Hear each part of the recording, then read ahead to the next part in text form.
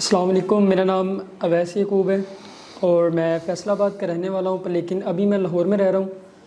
और मैं जॉब भी करता हूँ, साथ स्टडी भी करता हूँ। तो ये मेरा फ़र्स्ट एक्सपीरियंस है कि मैं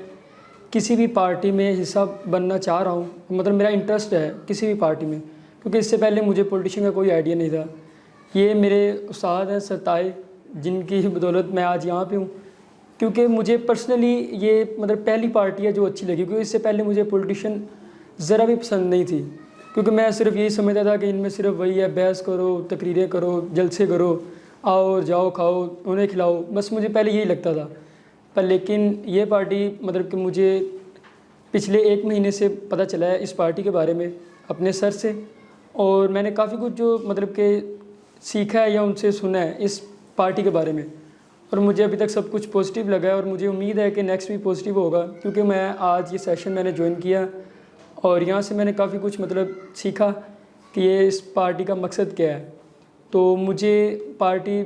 लिटरली मुझे खुद अच्छी लगी है, क्योंकि मैं इससे पहले मुझे कोई आइडिया नहीं था कि पॉलिटिक्स कैसे होती है। आज मुझे काफ़ी कुछ यहाँ से सीखने को मिला है और ये मेरा फ़र्स्ट टाइम है मतलब किसी भी ऐसे पार्टी में आना, और मैं उम्मीद करता हूँ कि मैं आगे भी ऐसे ही इसी पार्टी के साथ जुड़ा रहूँगा।